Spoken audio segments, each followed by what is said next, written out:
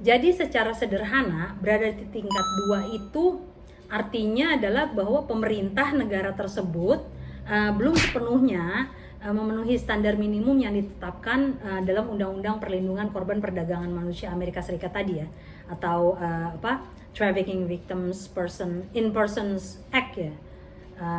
Trafficking Victim Protection Act atau TVPA itu. Namun telah melakukan upaya yang signifikan untuk mencapainya. Nah, jadi ini peringkat di tengah sebenarnya, di mana Indonesia tuh diakui telah menunjukkan peningkatan dan usaha yang serius, tapi masih punya sejumlah kekurangan signifikan yang harus diperbaiki untuk bisa naik ke tingkat 1. Jika bicara tentang perdagangan manusia yang mengacu pada penjelasan di atas, kita bicara dalam sisi kriminologi, KRNI mencoba mengajukan 2 teori, yaitu pertama transnational crime dan yang kedua adalah state crime. Nah, transnational crime karena KRNI angkat karena kejahatan itu tidak lagi hanya terjadi secara nasional, namun sudah mendunia ya, sudah lintas negara. Nah, sedangkan state crime itu terkait dengan apa yang disebutkan oleh Kedutaan Besar dan Konsulat Amerika Serikat tadi mengenai adanya korupsi dan keterlibatan pejabat ya. Oknum pejabat. Jangan lupa ditambahin, nanti salah lagi ya, oknum. Oke, nah pertama transnational crime.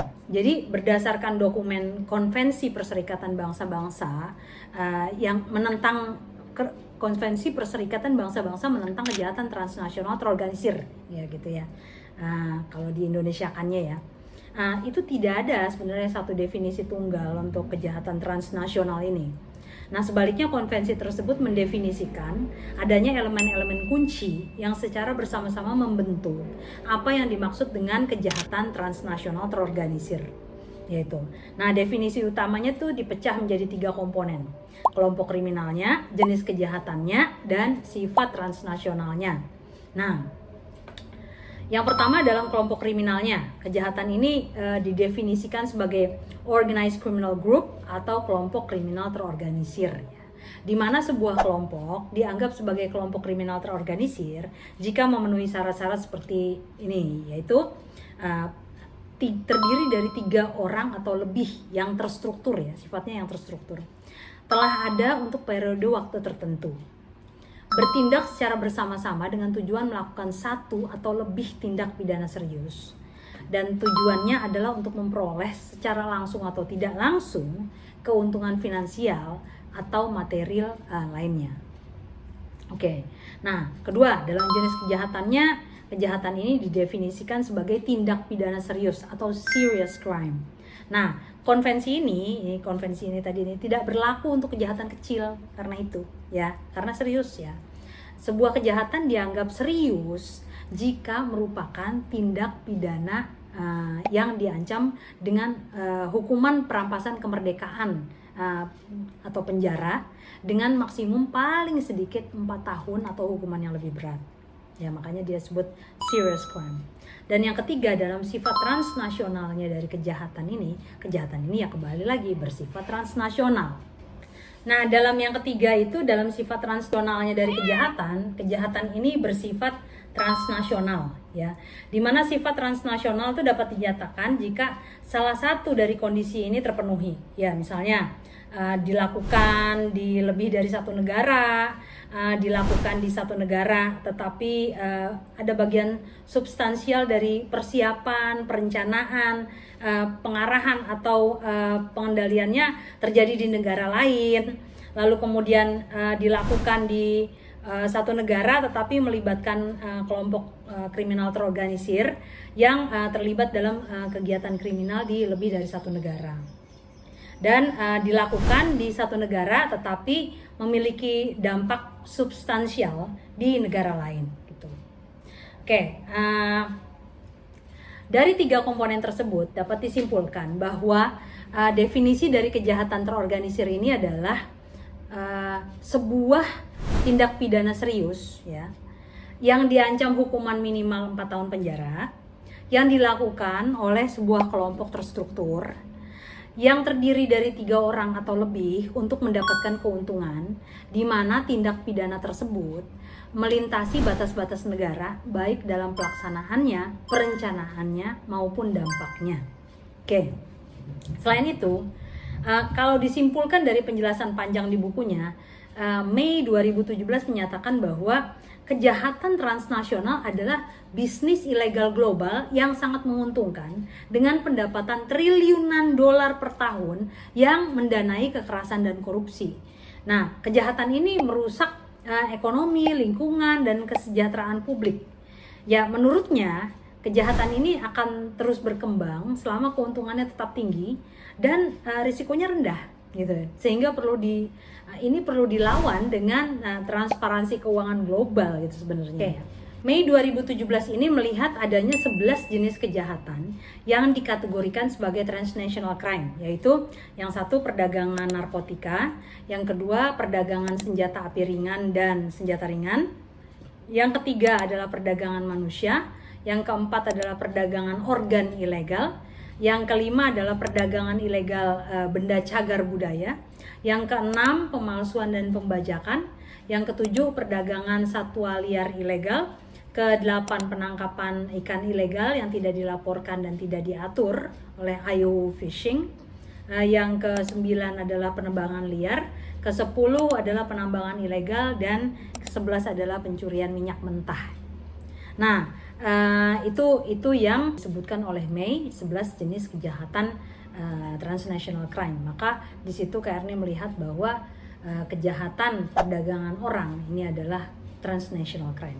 Nah, teori kedua yang KRNI pakai itu adalah state crime, yaitu di mana Green dan Ward menyatakan bahwa kejahatan state crime, ya, Green dan Ward itu 2000 ya, menyatakan bahwa kejahatan state crime atau kejahatan negara ini adalah area tumpang tindih antara dua fenomena. Yang pertama adalah pelanggaran hak asasi manusia, dan yang kedua adalah penyimpangan organisasi negara atau state organizational deviance, ya.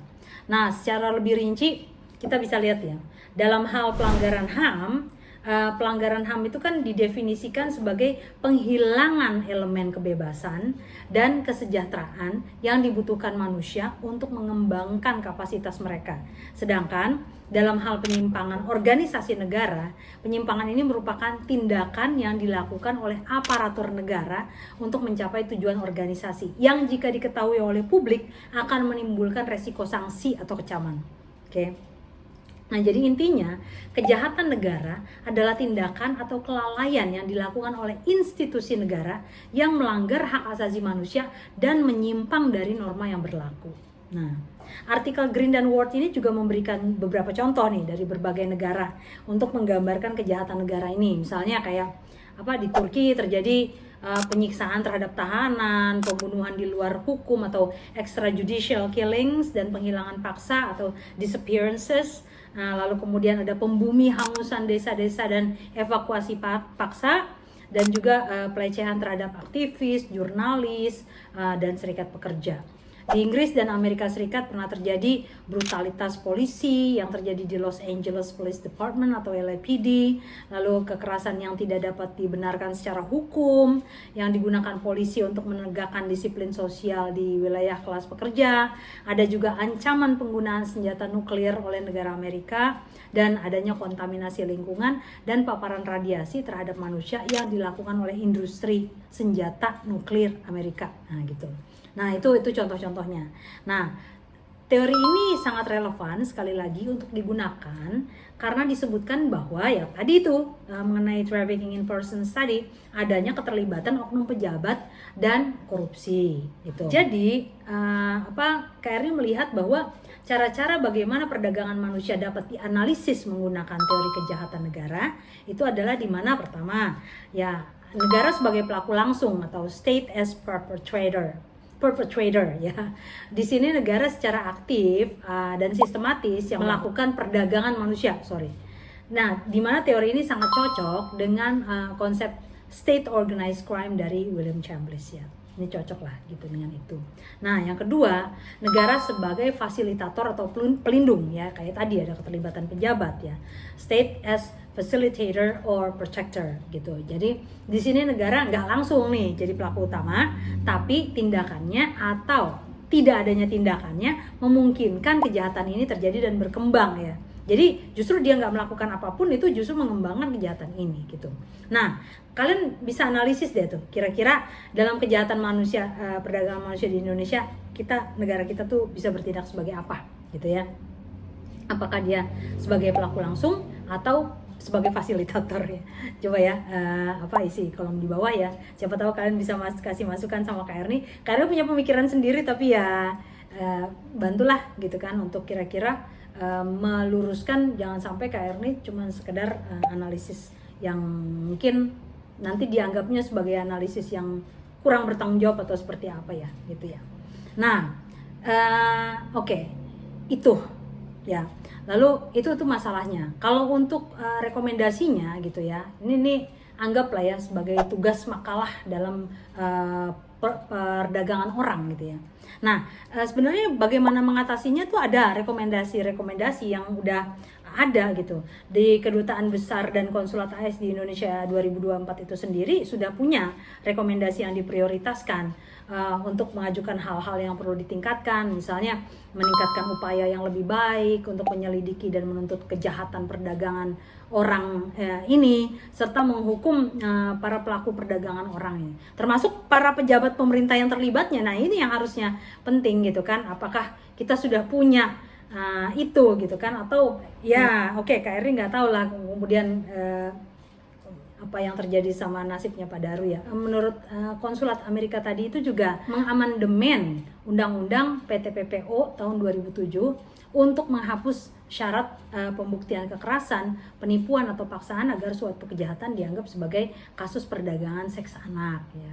Dan menurut konsulat AS juga memberikan korban yang menghuni rumah perlindungan rumah perlindungan itu kebebasan untuk bergerak ya, di mana mereka memegang dokumen perjalanan mereka sendiri dan untuk bekerja dan lainnya gitu. Jadi jangan kemudian mereka dibatasi gitu kan.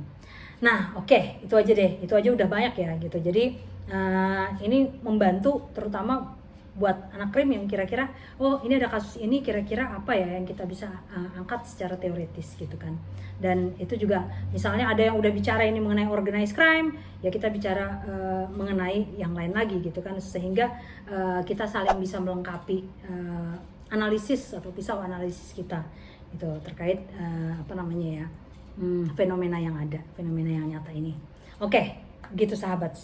Walaupun Bapak Daru sudah tiada, tapi Kak pertama sangat berduka cita untuk beliau, untuk keluarga beliau. Semoga diberikan kekuatan dan kesabaran. Nah, ya walaupun beliau sudah tidak ada, tapi kita harus meneruskan perjuangannya. Perjuangan apa? Untuk mencegah terjadinya kejahatan-kejahatan semacam ini. Ya perdagangan manusia ini, setidaknya dengan melindungi orang-orang yang kita sayangi dulu deh. Gitu. Dan kita jangan takut untuk bersuara kalau ada dari kita atau orang terkasih kita yang mengalami hal semacam ini gitu. Nah, Kak Erni sekali lagi mengucap terima kasih kepada Pak Daru, dan terima kasih juga kepada teman-teman yang sudah berani menyatakan kebenaran apapun itu. Nah, semoga Kak Erni berdoa sinar kalian ini tetap menerangi bumi Indonesia, dan berharap semoga kebenaran akan terungkap dan keadilan benar-benar ditegakkan. Oke, amin. Oke, terima kasih semuanya. Mohon like and subscribe-nya biar kita bisa tetap berbagi cerita dan diskusi akademis kita. Semangat akademis, sehat selalu. See you, love you all. Mwah.